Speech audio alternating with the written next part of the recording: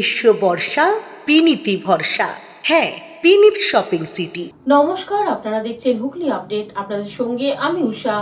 আসছে খবরে, গোপন সূত্রে খবর পেয়ে পূর্বস্থলীয় নাদনঘাট থানার পুলিশ 100 রাউন্ড গুলি, একটি পাইপ গান সমেত দুজনকে গ্রেপ্তার করলো। নাদনঘাট থানার পুলিশের বড় সাফল্য। গোপন সূত্রে খবর পেয়ে পূর্বস্থলীয় সোল্টু পেপার মিলের কাছ থেকে শুক্রবার 100 রাউন্ড গুলি এবং একটি পাইপ গান সমেত দুজনকে গ্রেপ্তার করলো নাদনঘাট থানার পুলিশ। এদিন শুক্রবার দুপুর 3:30 নাগাদ প্রেস মিট করে সংবাদ মাধ্যমকে এমনই জানালেন অ্যাডিশনাল এসপি রাজীব কুমার। জানা গিয়েছে, ধৃতরা হলেন পূর্বস্থলীয় থানার এলাকার বাসিন্দা ইজাবুর শেখ এবং চুরু শেখ। এত পরিমাণ গুলি তারা কেন মজুত করেছিল সেটাই ভাবাচ্ছে পুলিশকে। এর সাথে কোনো আন্তর্জাতিক যোগ আছে কিনা তার তদন্ত শুরু করেছে পুলিশ। ধৃতদের 14 দিনের জেল হেফাজতে নেয়ার আবেদন জানিয়ে কানলায় পাঠায় পুলিশ। আজ সকালে আমরা একটি ইনফরমেশন পেয়েছিলাম और ऊपर एसओजी टीम और आईसी नादनघाट अंडर एसडीपीओ कालना একটা রেড করছিলেন। ওই রেডে একটু কান্ট্রি মেড গান আর 100 রাউন্ড 303 অ্যামিউনিশন ওটা পাওয়া গেছে। আর এই রেডে দুই ব্যক্তিকে গ্রেফতার করা হয়েছে। তার নাম আছে ইজাবুল শেখ 37 वर्ष और चूरू शेख 44 वर्ष। चूरू शेख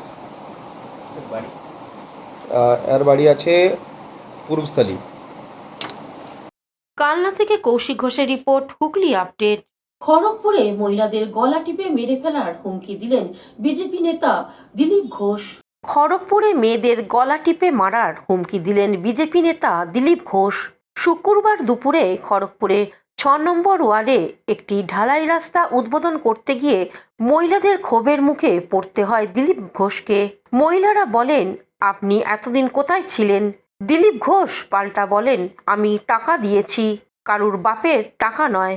এই বাপ তোলাকে কেন্দ্র করে অশান্তি তুঙ্গে। দেখুন সেই ছবি। তোমাকে বলেছি আপনি এমপিও একজন বাপ তুলে বলতে পারেন? চোদ্দ পুরুষ তুলবো। আমার বড় অধিকার দিয়েছে আপনাকে। আপনাকে অধিকার কে দিয়েছে? বলো প্রদীপ কে বলবো কেন? আরে আমি আপনাকে গাড়ি মারেন। তৃণমূল কুত্তা সব জায়গায়। হ্যাঁ, গলা টিপে দেবো। তোর বাপকে বলবে তাহলে টাকা দিচ্ছে। হঠাৎ করে এই ওয়ার্ডে কেন? হঠাৎ করে রাস্তাটা ওখানে কিসের জন্য? উনি বলছে তোদের বাপ প্রদীপ সরকারকে জিজ্ঞাসা কর, গলায় পা তুলে দেবো, গলা টিপে দেবো। এগুলো কি কোনো এমপির কথাবার্তা? হ্যাঁ, এতদিন কোথায় ছিল? আমরা যা সাংবাদিকদের জনগণ হিসেবে জিজ্ঞাসা করতে এসেছি, হঠাৎ করে এমপি কিসের জন্য?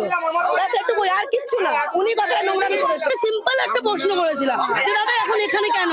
কারণ আমাদের 6 নম্বর ওয়ার্ডে অনেক প্রবলেম হচ্ছে, তখন কিন্তু ওনাকে পাওয়া যায়নি। আমরা ওয়ার্ডবাসী হয়ে আমরা দল দেখছি না, আমরা একটা ওয়ার্ডবাসী হয়ে আমরা জিজ্ঞেস করতে পারি, আমাদের অবশ্যই অধিকার আছে সেটা। উনি তাই বলে এরকম ভাবে উত্তর দেবে? Bureau report, Hooghly update. বিজেপির হুগলি জেলা নব নির্বাচিত সভাপতি গৌতম চ্যাটার্জিকে সম্বর্ধনা জানালেন সমাজসেবী দেবব্রত বিশ্বাস। হুগলি জেলার বিজেপি সভাপতির পদে আবার গৌতম চ্যাটার্জি অতীতে একবার সভাপতি হয়েছিলেন। আবার এই মাসে বিধানসভা নির্বাচনকে সামনে রেখে গৌতম চ্যাটার্জিকে দল পুনরায় সভাপতির পদে নির্বাচিত করলেন। সপ্তগ্রাম বিধানসভা এলাকার বিজেপি নেতা তথা সমাজসেবী দেবব্রত বিশ্বাস গতকাল সন্ধ্যায় কয়েকশো কর্মী নিয়ে গৌতম বাবুকে সম্বর্ধনা দিলেন। গৌতম বাবুর পাশে সবসময় আমি আছি বলে দেবব্রত বিশ্বাস এক সাক্ষাৎকারে আরো কি জানাচ্ছেন শুনবো। গৌতমদা ভালো মানুষ, কাজের মানুষ। গৌতমদা পুনরায় সভাপতি হয়েছে দ্বিতীয়বারের জন্য। আমরা আজকে প্রায় কয়েকশো কর্মী এসে সম্বর্ধনা জানালাম, সম্মান জানালাম। গৌতমদা ভালো মানুষ, গৌতমদার নেতৃত্বে এগিয়ে যাক জেলা, আমরা এটাই চাই। হুগলি থেকে চন্দ্রনাথ দত্তের রিপোর্ট, হুগলি আপডেট। ব্যারাকপুরে পানিহাটি পৌরসভার নতুন পৌরপ্রধান নির্বাচিত হলেন সোমনাথ দে। পানিহাটির পৌরসভার নতুন পৌরপ্রধান নির্বাচিত হন পানিহাটির পৌরসভার অন্তর্গত 17 নম্বর ওয়ার্ডের পৌর প্রতিনিধি সোমনাথ দে পৌরপ্রধান নির্বাচিত হওয়া নিয়ে প্রতিক্রিয়া জানান আরজিকর মেডিকেল কলেজ অ্যান্ড হাসপাতালের ডাক্তার এবং ছাত্রীকে যে নৃশংসভাবে ধর্ষণ করে খুন করা হয় সেই ঘটনার পরে 17 নম্বর ওয়ার্ডের কাউন্সিলর সোমনাথ দে তিলোত্তমা বাবা তাকে ডেকে আনে তাদের পাশে থাকার জন্য এবং সাহায্য সহযোগিতা করার জন্য পৌরপ্রধান নির্বাচিত হওয়ার পরে তিলোত্তমার বাবা প্রতিক্রিয়ায় কি জানাচ্ছেন শুনবো। শিয়ালদা আদালতে যে রায় বেরিয়েছে সেখানে পরিষ্কারভাবে জজ সাহেব বলেছেন যারা এরা এই আমাদের লোকাল কমিশনার এবং প্রাক্তন কমিশনার সঞ্জীব মুখার্জি এবং আমাদের এমএলএ নির্মল ঘোষ এরা বিকালবেলা যে অপরাধমূলক কাজ হয়েছে মানে তথ্য প্রমাণ লোপাট হয়েছে তার সঙ্গে সম্পূর্ণভাবে এরা জড়িত।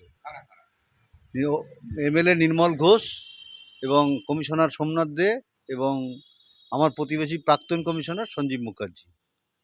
তারপরেও তাকে প্রাইজ পোস্টিং দেওয়া হলো চেয়ারম্যানের। সত্যি এটা মানে আমাদের কাছে আশ্চর্যজনক ব্যাপার, দুঃখ পাই না এ সমস্ত ব্যাপার নিয়ে, আশ্চর্যজনক ব্যাপার যে যারা ক্রিমিনাল সাব্যস্ত হয় কোর্টের কাছে তারা কি করে এই সমস্ত পদে বসে। এলাকায় লোক দেখুক, জনসাধারণ দেখুক, জনসাধারণকেই আমি বলবো এই কথা, জনসাধারণ বিচার করুক। পানিহাটি থেকে কৌশিক ঘোষের রিপোর্ট, হুগলি আপডেট। এখন নিয়ে নেব বিজ্ঞাপন বিরতি, বিরতির পর ফিরে আসছি খবরে। শীত গ্রীষ্ম বর্ষা পিনিতি ভরসা। হ্যাঁ, পিনিত শপিং সিটি। যে কোনো মরশুমের রেডিমেড জামা কাপড় পাওয়া যায় একই ছাদের তলায়। ছোট থেকে বড়, পুরুষ মহিলা ও শিশুদের একমাত্র নির্ভরযোগ্য প্রতিষ্ঠান। শীতকালীন যে কোনো শাড়ি, জিন্স, টপ, কুর্তি, চুড়িদার, পাঞ্জাবি মানেই পিনিত শপিং সিটি। আখন বাজার, চুঁচুড়া, Hooghly. Enjoy a weekend at Vedam, the paradise of peace. A home away from home.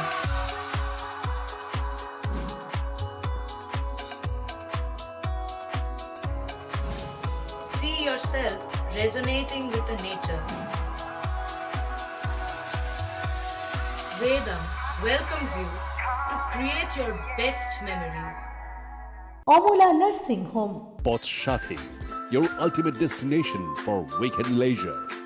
Marriage, conference, shooting, and get together all are in one roof. Yes, think about Potshati, Hugli. বিরতির পর ফিরে এলাম খবরে। China সুতোয় আটকে কাক, স্থানীয় যুবকদের প্রচেষ্টায় মুক্ত অসহায় কাক। ঘটনাটি ব্যান্ডেল গোপীনাথপুরে।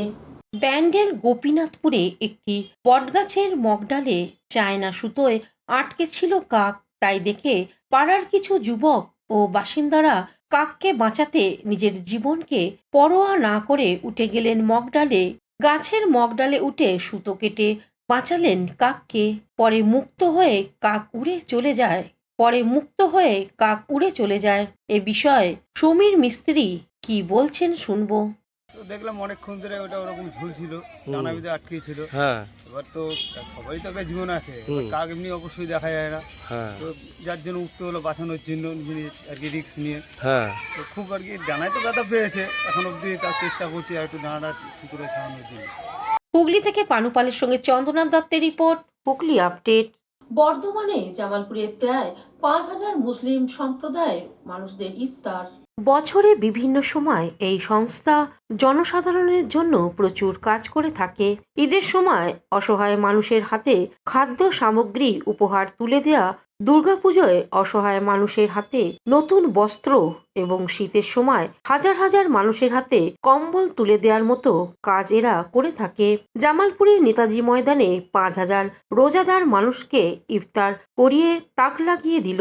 এই মেহফিলে তার ডাকে সাড়া দিয়ে আসেন পঞ্চায়েত ও গ্রাম উন্নয়ন দপ্তরের মন্ত্রী প্রদীপ মজুমদার, জেলা শাসক আয়েশা রানী, এএসপি সায়ক দাস, জামালপুরের বিধায়ক অলোক কুমার মাঝি, SBSTC চেয়ারম্যান সুভাষ মণ্ডল, SDO বুদ্ধদেব পান, SDPO অভিষেক মণ্ডল, তৃণমূলের জেলা যুব সভাপতি রাসবিহারী হালদার, ছাত্র পরিষদের জেলা সভাপতি স্বরাজ ঘোষ, রাজ্য মুখপাত্র দেবু টুডু, পঞ্চায়েত সমিতির সভাপতি পূর্ণিমা মালিক, বিডিও পার্থ সারথী দে, জামালপুর থানার ভারপ্রাপ্ত আধিকারিক কৃপাসিন্ধু ঘোষ সহ অন্যান্যরা। সম্মানীয় অতিথিদের উপস্থিতিতে এই ইফতার মাহফিল চাঁদের হাটে পরিণত হয়েছিল। জামালপুরের বুকে এত বড় ইফতার মাহফিলের আগে কোনোদিন হয়নি। উপস্থিত অতিথিদের উত্তরীয় ও সুন্দর মেমেন্টো দিয়ে বরণ করে নেওয়া হয়। মন্ত্রী প্রদীপ মজুমদার এ বিষয়ে কি বলছেন শুনবো। শান্তিতে সমৃদ্ধ হন এবং সমাজকে সংঘবদ্ধভাবে এগিয়ে নিয়ে যাওয়ার সহায়তা করুন। নিজে ভালো থাকুন, অন্যকে ভালো থাকার সাহায্য করুন। অন্যদিকে মেহমুদ খান কি জানাচ্ছেন শুনে নেব। দেখুন, জামালপুর ব্লক নাগরিক জনকল্যাণ সোসাইটির পক্ষ থেকে বিভিন্ন সময় বিভিন্ন কাজের সঙ্গে যুক্ত থাকি।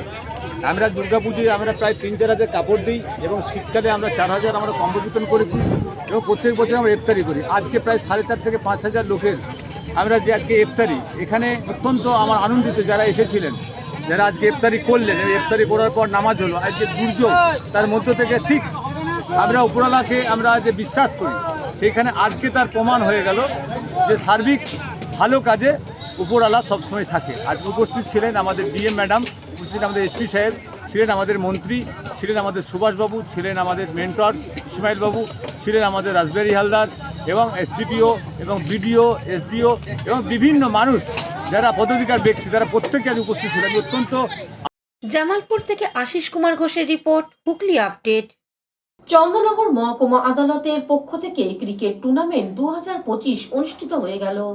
চন্দননগর কোর্টে ক্রিকেট টুর্নামেন্ট 2025 অনুষ্ঠিত হলো কুটির মাঠ প্রাঙ্গণে। অ্যাডভোকেট, ল ক্লার্ক, জজ এবং কোর্ট স্টাফ ও কোর্ট ইন্সপেক্টর এই 4টি টিম নিয়ে খেলা হয়। দেবকুমার ব্যানার্জির স্মৃতির উদ্দেশ্যে উইনার্স ট্রফি এবং শিশির কুমার দাসের উদ্দেশ্যে রানার্স কাপ ও বিপিন বিহারী সাউয়ের স্মৃতির উদ্দেশ্যে 3 নম্বর ম্যান অফ দ্য টুর্নামেন্টের ট্রফি দেওয়া হয়। একই সাথে 3 এবং 4 প্রাইজ মোহনলাল ঘোষের স্মৃতির উদ্দেশ্যে দেওয়া হয় এবং এখানে অংশগ্রহণকারী 80 জনকে মোমেন্টো দিয়ে সম্বর্ধিত করা হয়। এই টুর্নামেন্টে আইনজীবী প্রয়াত ইন্দ্রনাথ চক্রবর্তীর ছেলে উজ্জ্বল চক্রবর্তী সহযোগিতা করে। পুলিশ কর্মীরাও এই ক্রিকেটে অংশগ্রহণ করেন। টসের মধ্য দিয়ে শুভ সূচনা হয়। যারা এই টুর্নামেন্টে জয়ী হয় তাদেরকে মেমেন্টো ও ট্রফি দিয়ে সম্মানিত করা হয়। এই ক্রিকেট টুর্নামেন্টে উপস্থিত ছিল আইনজীবী উজ্জ্বল চক্রবর্তী, চন্দননগর কোর্টের বার অ্যাসোসিয়েশন সভাপতি অসিত ব্যানার্জি, সেক্রেটারি অশোক দে, শৈলেন্দ্রনাথ বার, নাসিম হালদার সহ অন্যান্য বিশিষ্ট ব্যক্তি ও আইনজীবীরা উপস্থিত ছিল। পরে ক্রিকেট টুর্নামেন্ট প্রসঙ্গে চন্দননগর কোর্টে বার অ্যাসোসিয়েশন সভাপতি অসিত ব্যানার্জি কি জানাচ্ছেন শুনবো। 2025 আমরা খেলছি, 4টে টিম নিয়ে খেলছি। একটা হচ্ছে অ্যাডভোকেট 11, একটা হচ্ছে জাজেস স্টাফ 11, 3 নম্বরে খেলছে আমাদের ক্লার্ক 11, আর 4 নম্বরে খেলছে কোর্ট ইন্সপেক্টর 11, যাকে আমরা জিআরও 11 বলছি। আমাদের ফিক্সচার হয়েছিল, লটারির মাধ্যমে আমরা খেলা হয়েছে এবং লটারিতে দেখা যাচ্ছে যে প্রথম ম্যাচ আমাদের হয়েছে অ্যাডভোকেট 11 ভার্সেস ব্লক ক্লাব, যেটা এইমাত্র হয়ে গেল। পরের ম্যাচ হবে জাজেস কোর্ট, জাজেস স্টাফ এবং কোর্ট ইন্সপেক্টর। হুগলি থেকে পানুপালের সঙ্গে চন্দ্রনাথ দত্তের রিপোর্ট, হুগলি আপডেট। এখনকার মতন খবর এই পর্যন্তই। প্রতিদিন দেখুন হুগলি আপডেট। নমস্কার।